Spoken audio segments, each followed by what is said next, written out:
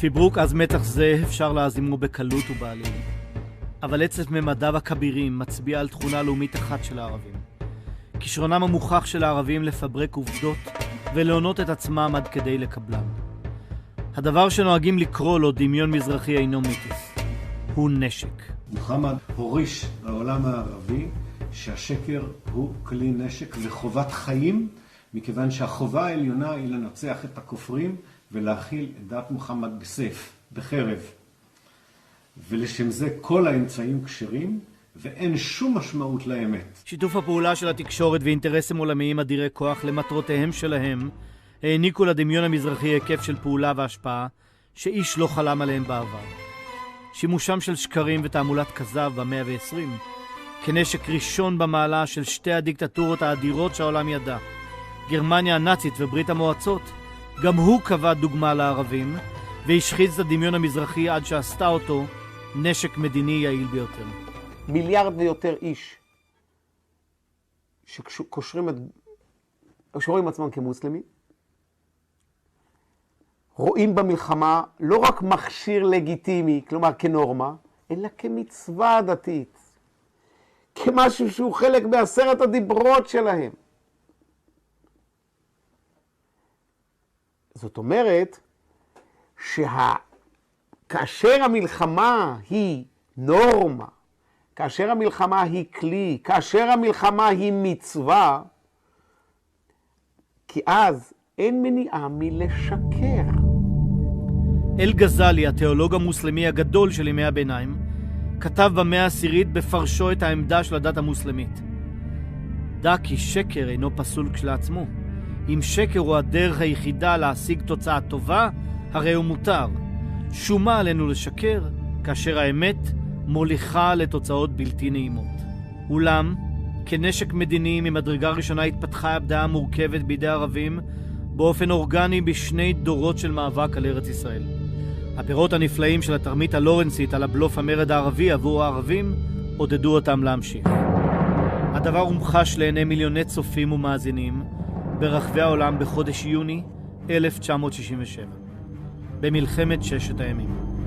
בעת שהצבא הישראלי היה כבר על חופי תעלת סואץ, עוד המשיכו תחנות הרדיו של מדינות ערב לתאר תיאורי זוועה איך פולש הצבא המצרי ומפציץ את תל אביב.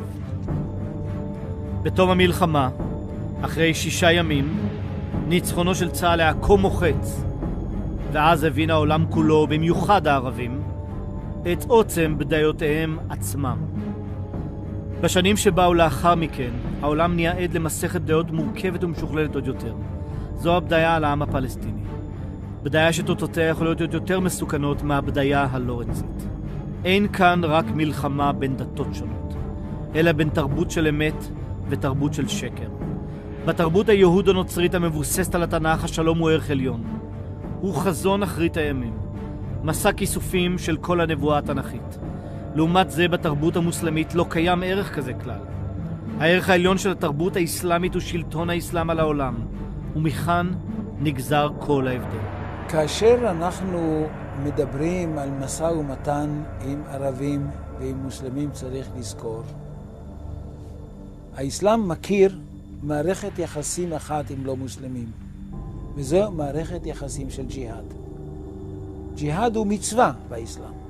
ג'יהאד פירושו של דבר, ושלא יטעו אתכם כל מיני הגדרות אחרות, ג'יהאד פירושו של דבר מלחמה נגד לא מוסלמים.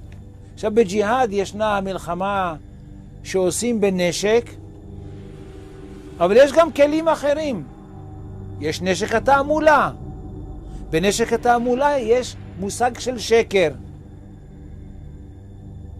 השאלה של לשקר או לא לשקר, זאת איננה שאלה מוסרית, אלא שאלה של טקטיקה ואסטרטגיה. השקר יכול לשמש נשק טקטי. צריך לשמש נשק טקטי כאשר מדובר על לחימה נגד אויב לא מוסלמי. ועל כן, כל התעמולה האסלאמית משתמשת בנשק הטקטי הזה. Yesterday a dream, today a commitment. מפגש התרבויות זה הוליד שיח אחר. בעוד שהישראלים דיברו על שלום, הערבים התכוונו לתכסיס שיאפשר להם לפתוח במלחמה. אך בתנאים טובים יותר. חתימה על מסמך על ידי אויבי ישראל אין לה שום ערך. זאת אומרת, בוודאי שאין שום ערך לאמירה. על מילים לא משלמים מכס. יאסר ערפאת חתם על המסמכים שלו באוסלו, על אוסלו או בוושינגטון. למחרת היום הוא הלך ליוהנסבורג. אומר, אל תתייחסו לזה ברצינות, אני מסכם את דבריו. ואמר לי אחד מתלמידי הפלסטינאים, הירושלמים. אמרתי לו, מה עם החתימה של ערפאת? אומר, זה לא שווה את הדיו שנמצא בעת של ערפאת. אבל זה אני ידעתי. לא צריך לחדש לי את זה. חתיכת נייר שאתה חותם עליה יש לה חשיבות? איך אומרים שסאדאת אמר? פור מנחם המסכן. נתן לי את כל סיני, נתתי לו חתיכת נייר. האסלאם מכיר רק חלופה אחת למלחמה, והיא הפסקת אש.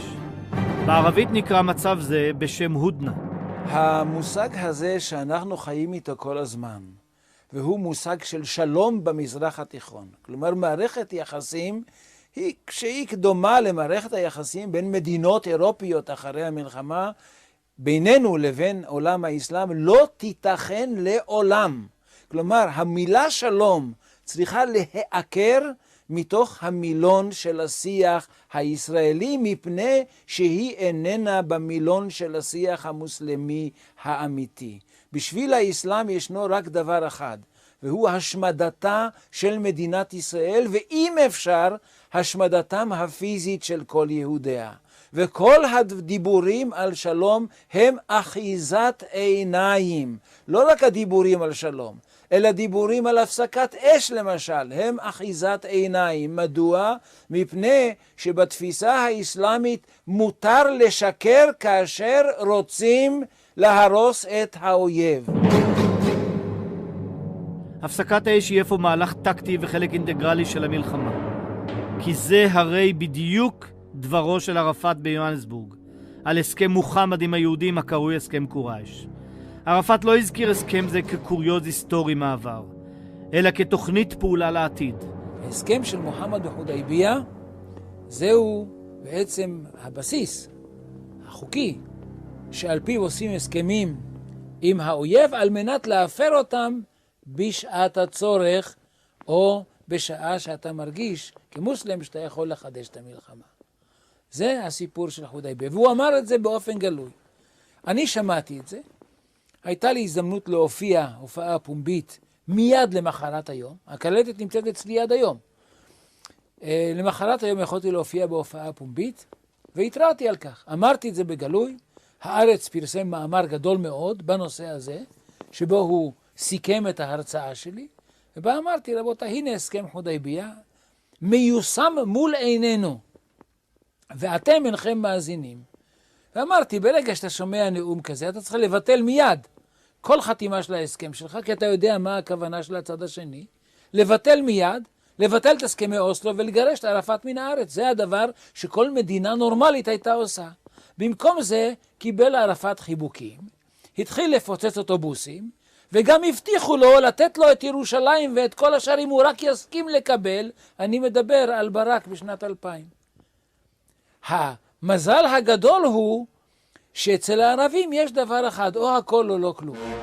הסכם הפסקת האש ל10 שנים נחתם בין מוחמד ליהודים של מכה בשנת 628 לספירה, כאשר מוחמד נמצא במצב נחות. אולם אחרי שנתיים שהרגיש חזק, הפר את ההסכם, הסתער על מכה וכבשה ושחט את כל היהודים.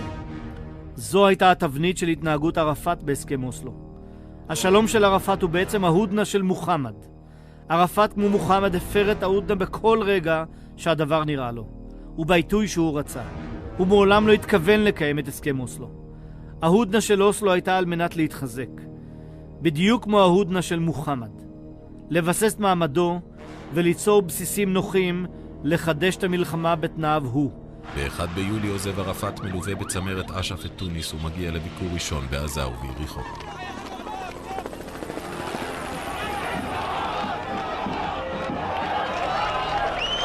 ערפאת מחליט להעביר את מרכז פעילותו מתוניס לעזה, שבה הוא קובע את מקום מושבו.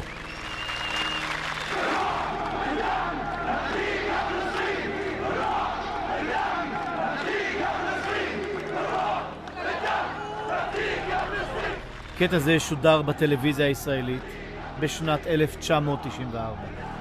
ולמרות הסכם אוסלו, ערפאת אף לא הסתיר את כוונותיו הברורות בדברו ביריחו. וההנהגה הישראלית המשיכה לעצום את עיניה. במילים אחרות, מה ערפאת אומר ואומרים הערבים?